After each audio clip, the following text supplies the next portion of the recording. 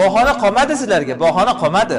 O'zi bahonalaring faqat bu iymon keltirmaslik uchun xolos tug'yondan gapiryapsizlar. Ishonging yo'q o'zi bu gapga. Endi bu odam yuzini yashirib gapirsa, u bahonang xolos. Ishonging yo'q o'zi. Mana yuzimizni yashirganimiz yo'q. Otamiz kimligi ma'lum, onamiz kimligi ma'lum, aka opamiz kimligi ma'lum. Nechinchi yil tug'ilganmiz, o'zlaring aytib turibsizlar. Demak, endi bir odam yuzini yashirsa, bahona qilma yuzingni ochdi.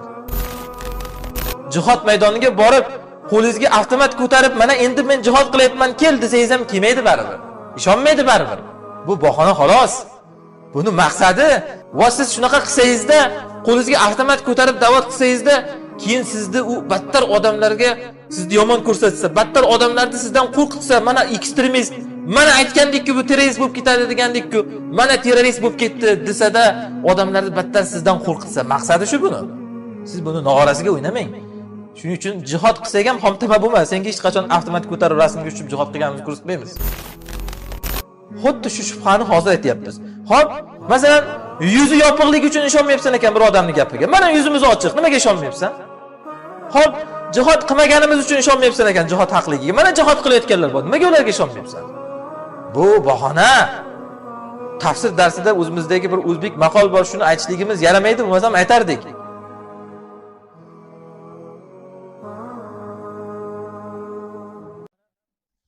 Alloh aytadi: "Am yaquluna taqawwala", ular buni to'qib oldi dedilar, balla yu'minun, iymon keltirmaganlar. Bu shunaqangi uslubki, iymon keltirmagandan degan uslub juda ajoyib. Ya'ni o'zi iymon keltirganlaring yo'q degani. Birma-bir bahonalarni keltiraveryapsizlar. Hali kohin, hali majdun, hali shoir, hali endi o'zi to'qib chiqyapti, hali birov o'rgatib turibdi. Hammasiga bu miyasidagi qurtlarga bitta-bitta Qur'on javob berib chiqdi. Bir o'rinda ham emas, o'nlab suralarda. Oxir keyin mana aytayaptiki, o'zi iymon keltirganlaring yo'q o'zi. Bahona qolmadi sizlarga, bahona qolmadi. O'zi bahonalaring faqat bu iymon keltirmaslik uchun xolos tug'yondan gapiryapsizlar. Bu uslubni ham biz o'rganib olishimiz kerak da'vatda. Odamlarda hozir ko'p eshityapsiz hayotda bu narsani. Bunga bir misol aytaman. Yaqinda bir darsda inson dinga xizmat uchun yuzini berkitishligi qo'rqoqlik emasligini Rasululloh sollallohu alayhi vasallamning siratlaridan misol qilib keltirdik.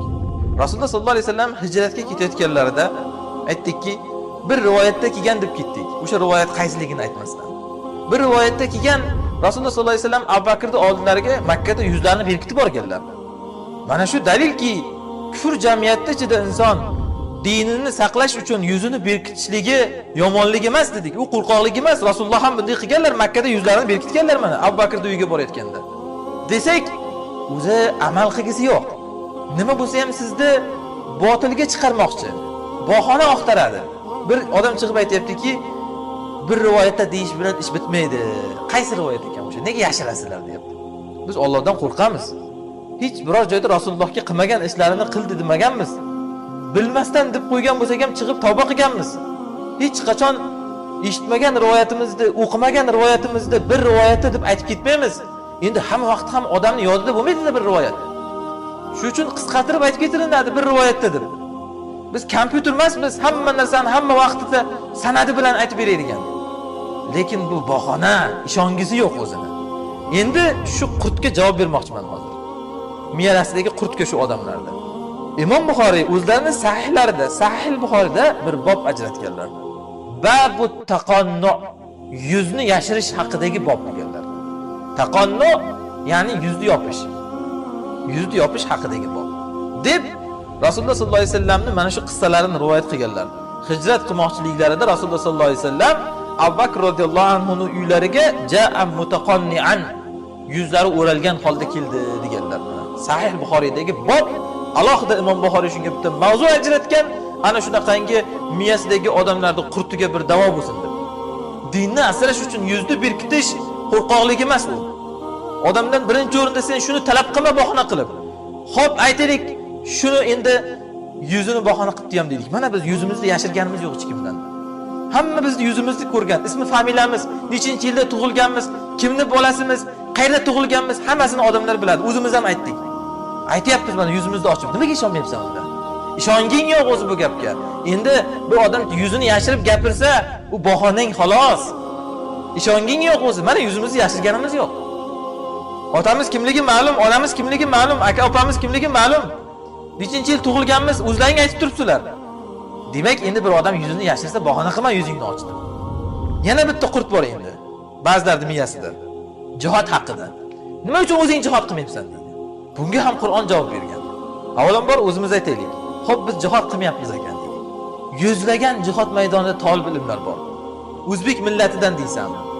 Arab millatidan deysanmi?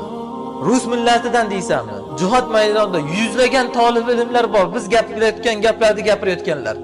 Xo'p, biz jihad qilmayapmiz ekan. Shu uchun sen ishonmayapsan ekan, o'zi bu haq yo'lmi, noto'g'ri yo'lmi deb. Agar haqiqatda jihodni haq yoki nohaqligiga ishonmoqchi bo'lsang, mana jihod qilayotganlardan xohlaganingdan chiqib so'ra. Mana shu odam menga jihodni haq deyapti. Sizlar guvohlik beringlarchi, shu odamning gapi to'g'rimi, noto'g'rimi deb xohlagan mujohidingdan so'ra. Qani nohaq deydimi? Noto'g'ri shu odam gapirayotgan gap deydimi? So'ra olmaydi, balki so'ragani yuragi yorilib qo'rqadi ham. O'zi ishongisi yo'q, bahona. Jihod maydoniga borib, qo'lingizga avtomat ko'tarib, mana endi men jihod qilyapman, kel desangiz ham kelmaydi baribir. Ishonmaydi baribir. Bu bahona xolos. Buni maqsadi siz shunaqa qilsangizda oxiratda ajringizni xabata qilsangiz jihod qilayotgan ajringizni. Va siz shunaqa qilsangizda qo'lingizga avtomat ko'tarib da'vat qilsangizda keyin sizni u battar odamlarga sizni yomon ko'rsatsa, battar odamlarni sizdan qo'rqitsa, mana ekstremist, mana aytgandek-ku bu terrorist bo'lib ketadi degandek-ku, mana terrorist bo'lib ketdi desa-da, odamlarni battar sizdan qo'rqitsa, maqsadi shu buni. Siz buni nog'orasiga o'ynamang. Shuning uchun jihod qilsak ham xomtama bo'lmas. Senga hech qachon avtomat ko'tarib rasmga tushib jihod qilganimizni ko'rsatmaymiz. Bu ishonmaydigan odam uchun odam amalini xabata qilmaydi. Bahona oqtaradigan odam uchun odam o'zini o'zi yo'lini oyog'iga bolta urmaydi. Balla yu'minun, balki o'zi ishongisi yo'q buni. Alloh taolo Qur'onda javob beradi bunaqangi odamlarga, shubhasiga. Alloh taolo ahli kitoblar haqida aytadi. Ahli kitoblar Rasulullohga nima dedi? Payg'ambarman desalar Rasululloh sollallohu alayhi vasallam ularning da'vosini qarang. Allazina qalu innalloha ahida ilayna alla nu'mina li rasulin hatta ya'tiyana bi qurbanin ta'kuluhu an-nar. Qul qad ja'akum rusulun min qabli bil bayyinati wa billadhi qultum falima qataltumuhum in kuntum sodiqin. Xuddi shu uslubni hozirgi kunda mana shu qalbim tozalar savomlar qilayotgan uslubni yahudiylar qilgan tarixda. Rasulullohga qarab aytishganki, biz sizga ishonmaymiz. Nega? Chunki Alloh bizga qasam olgan, bizdan va'da olganki, biz biror payg'ambarman deb kelgan odamga ishonmasligimizni Alloh bizga buyurgan. Ishonmanglar, kim payg'ambarman deb chiqdi degan ekan Alloh. Xuddiki hozir salomlar aytadi. Ishonavermanglar kim deydi? Da'vatchiman deb chiqdi deydi. Kim Qur'on sunnat desa ishonavermanglar deydi. Hozir yahudiylar ana shunaqa degan. Alloh ularga aytganmishki, kim payg'ambarman deb chiqsa ishonavermaslik kerak ekan. Dalil keltirish kerak ekan payg'ambarman degan odam. Xo'p, dalil nima ekan? Yahudiylar aytganki, payg'ambarman degan odam shunday dalil keltirish kerak ekanki, u kofirlardan olgan o'ljani osmondan olov tushib yoqib yuborish kerak ekan. Rasulullohga qarab aytganki, yahudiylar sizni o'ljalaringizni, kofirlardan olgan g'animatlaringizni osmondan olov tushib yoqib yubormayapti. Shuning uchun biz sizga ishona olmayapmiz degan. Bahonani ko'ryapsizmi? Aslida Alloh shu yoqib yuborsang iymon keltirmaydi. Shuning uchun Alloh mayli degan. Qarang. Ayting siz. Bu miyasidagi qurtlarga ularga davo bering. Qul ayting, mayli menikini yoqib olmayapti ekan osmondan olov tushib. Qad ja'akum rusulun min qabli bil bayyinat. Mendan avval qancha payg'ambarlar sizlarga dalil hujjatlarni va sizlar aytgan narsani olib keldi. Ya'ni yahudiylarga qancha payg'ambarlar kelganda g'animat olgan, g'animatni osmondan olov tushib yoqib yuborgan. Falima qataltumuhum in kuntum sodiqin. Endi rostga bo'lsanglar aytinglarchi, unda o'sha payg'ambarlarni nima o'ldirdinglar? Nimaga o'shalarni o'ldirdinglar? Agar maqsadlaring shu olov tushmayotgani bo'lsa osmondan, shu olov tushsa haqligiga ishonsanglar, mana olov tushganlar bor. Nimaga ularga iymon keltirmay o'ldirdinglar tarixda? Xuddi shu shubhani hozir aytyapmiz. Xo'p, masalan, yuzi yopiqligi uchun ishonmayapsan ekan bir odamning gapiga. Mana yuzimiz ochiq, nimaga ishonmayapsan? Xo'p, jihad qilmaganimiz uchun ishonmayapsan ekan jihad haqligiga. Mana jihad qilayotganlar bor. Nimaga ularga ishonmayapsan? Bu bahona. Tafsir darsida o'zimizdagi bir o'zbek maqol bor, shuni aytishligimiz yaramaydi, bo'lmasam aytardik. Bu bahona. Alloh oyatda aytgandek, balla yu'minun, o'zi iymon keltirgisi yo'q, ishongisi yo'q o'zi. Buncha janjal nima kerak deydi Alloh taolo chiqib qarang. Nima kerak? Qur'onga ayting siz buni, menga aytmang. Alloh o'rgatyapti bitta-bitta. Qul ayting, udisa buding. Bu haq bilan botil o'rtasidagi kurash uchun yaratgan. Validalika xalaqahum. Alloh bizni shu uchun yaratgan. Haq bilan botil o'rtasida urushish uchun yaratgan.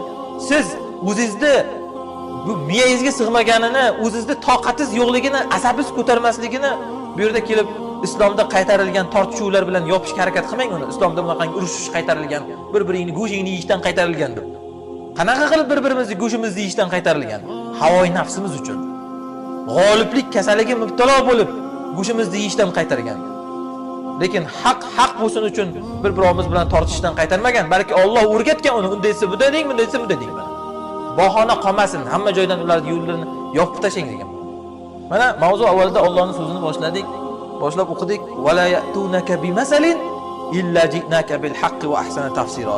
Sizga nimaniki kivolib misol qilishmasin, unga nima deysan, bunga nima deysan deb, albatta biz sizga uning haq ko'rinishini olib kelib beramiz. Va eng go'zal tafsirini olib kelib beramiz degan. Mana shu oyatga amal qilgan holda biz bu janjal to'polonlarni qilyapmiz.